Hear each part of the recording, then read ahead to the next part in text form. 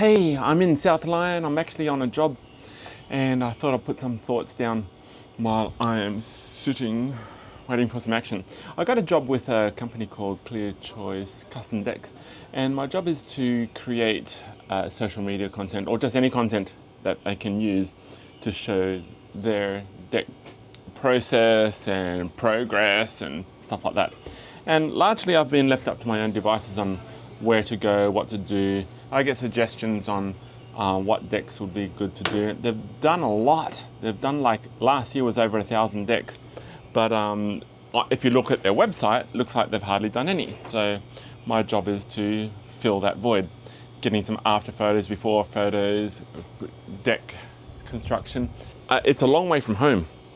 I travel a lot every day, and it takes over an hour to get to the nearest job site. Quite often I might spend 3, 4, 5 hours a day driving. When I first started, my job was just to, get time lapses and some photos of things. But as I was filming, I thought, how do you make cutting wood a little bit more exciting, right? So I put my camera in slow-mo. At this time I didn't have a camera.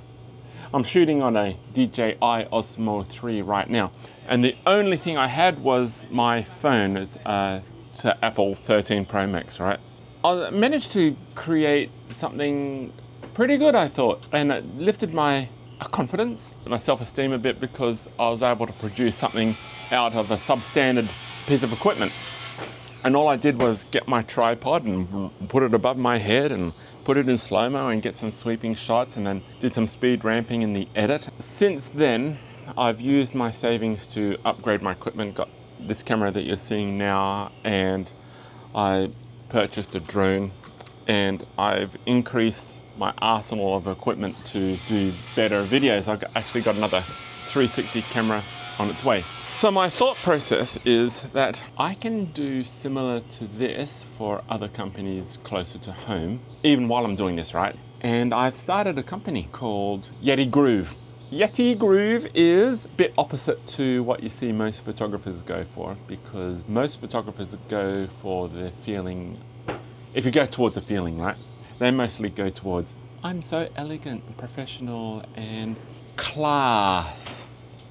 Where I want the feeling that I want my clients to have is, Daryl is easy to work with, he's fun, pulls out some good, fun material, not just slow pans and elegant stuff. The clients might prefer that, I don't know, but I'm trying to go for a different feeling, make it more exciting. And the inspiration for my edits is not construction, not real estate edits. My inspiration is actually sports reels and movie trailers, and I'm trying to get that epic fun feeling in the edits. I've networked with the local Chamber of Commerce, and they want to do a year-round 4 seasons project of what it's like for families to live in the area, to try and attract more people to live locally. So I went and did a video of a lake home tour. They take people out in the pontoon boats and do a tour of the lakes, 5 different lakes around the place. And my goal was to just shoot that. And I went and did a early morning sunrise just to get some serene sunrise, some nice elegant stuff.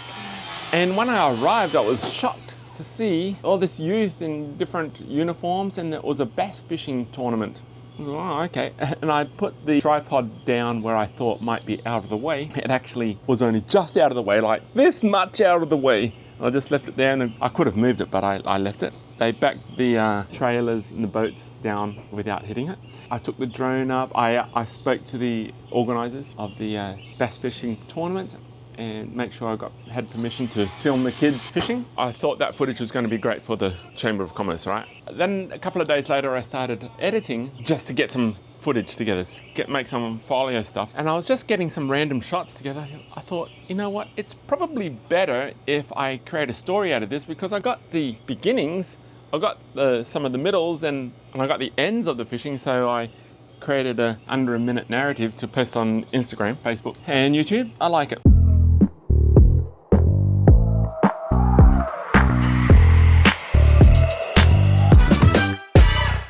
Look, my line, I get ready. Feeling too trippy, get it cracking like 11. I'ma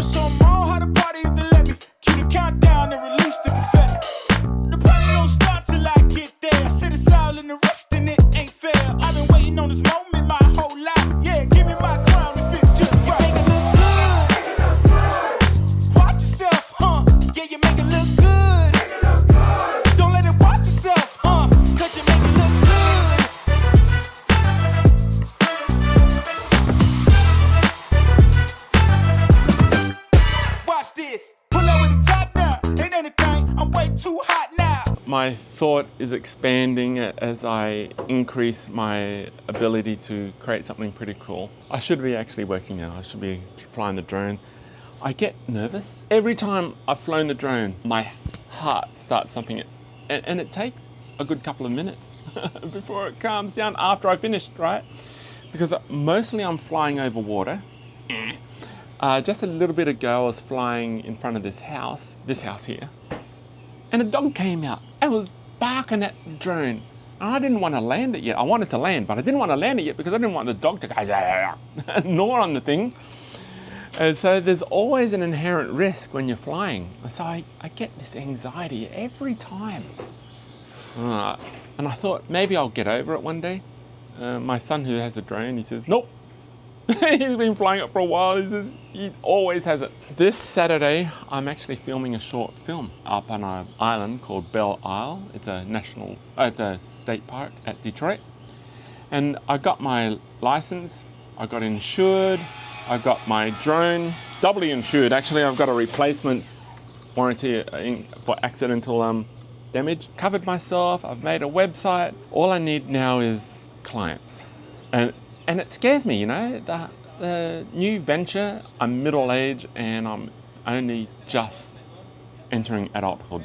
That's what I feel like. And so it scares me a bit, but I hear that rewards are on the other side of fear. I'm setting up the infrastructure of the company to be able to hire people. Whether I get that busy or not, I don't know.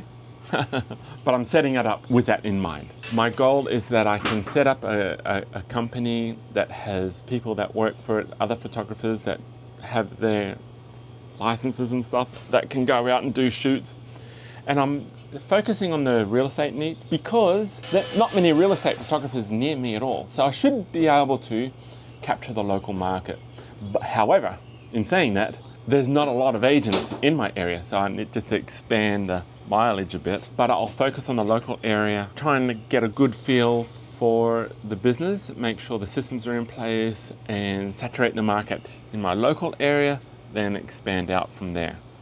And so that's the intention. Whether it works out that way, I don't know. But so I'm going to document the whole process. I've been meaning to do this video for a while. This is like 3 weeks later after I had the initial idea. I need to do this more often. I do have downtime where I can do this. I just have to remind myself to do it. I actually got inspiration for this raw vlog from my son because he started doing some Instagram updates. And I thought, yeah, you know what, that's pretty good. And I think it's good just to record your stuff down. It's the new diary, right? I'm not going to try and be a YouTuber or anything. This is just a record for my grandkids. Talking about grandkids, I'm getting one this September. I'm going to be a grandfather.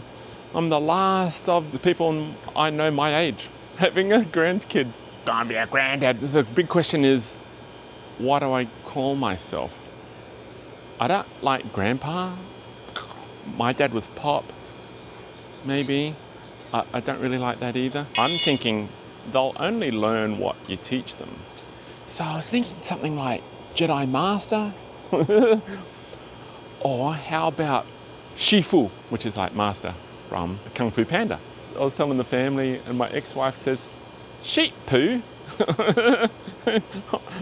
Well, not exactly sheep poo, but you know what's funny about that? Sometimes I've been called Daggy or Dags, right? And if you know anything about Australian language, a dag is dried up sheep poo hanging from the butt, the daggy bits. So yeah, maybe Grandpa Daggy might be okay. But then there's a thought of, if Aaron was Mama G, I could be Papa G. Some thoughts running around. Anyway, get back to work.